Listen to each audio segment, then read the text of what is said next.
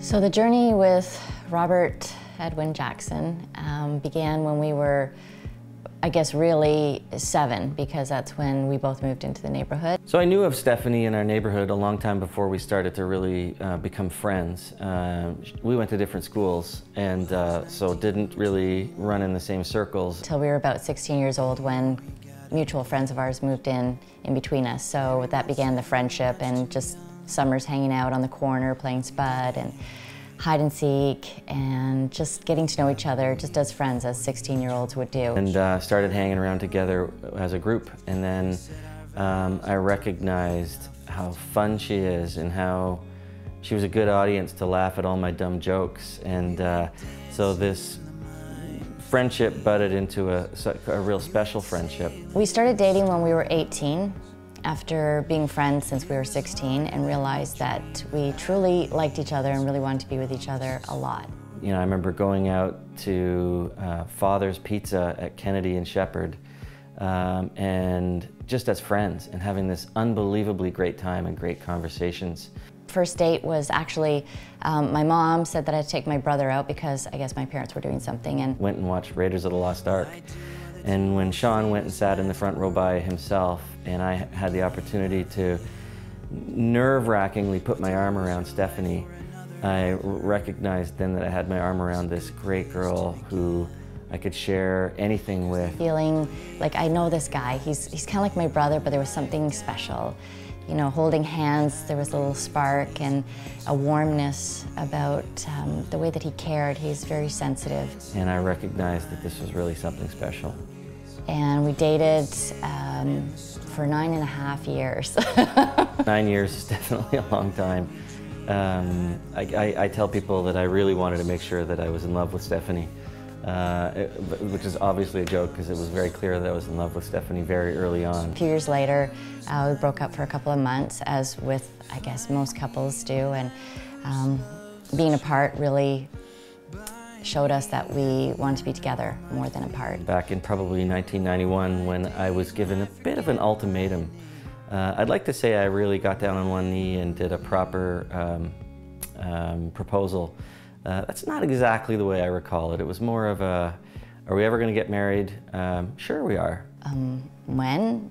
And I said, I like October, and this was September, so he said, this October? I said, no, I need a year to plan.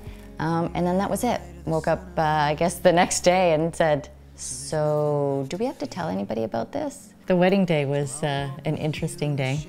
We had hail, rain, sleet, snow, crazy wind, and then at the end, in time for the pictures, an unbelievable sunset with that orange glow, It just which was broke great through for the pictures. Yeah, it was beautiful. Right down at the water.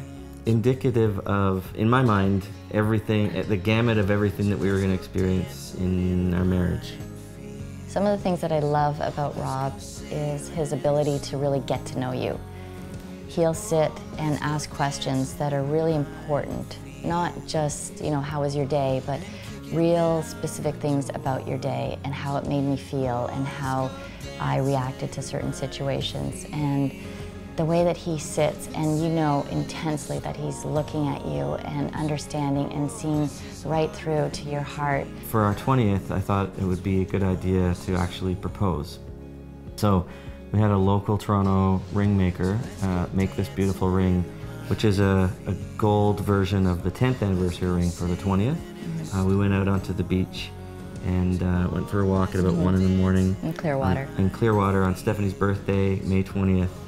And I proposed for the 20th, for a rededication, which you are all witnesses of today. That I always thought that we were put together on this earth because we were such a good fit, and we matched, and what her strengths and my strengths matched each other.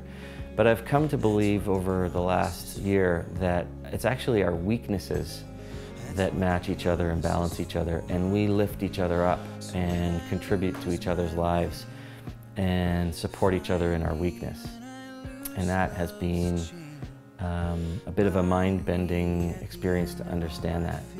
And, the chorus says, and we're dancing in the minefields, we're sailing in the storm. This is harder than we dreamed, but I believe that's what the promise is for. And I was just really struck because I've always thought that the promise of staying together and committing to each other is what it's all about. And so my promise today to Stephanie for our marriage renewal vows is the most important promise I've ever made in my life.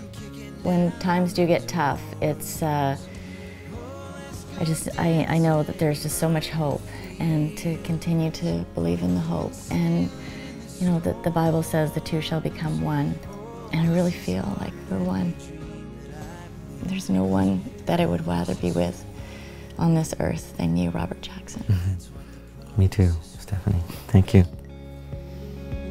That's what the promise is for. That's what the promise is for.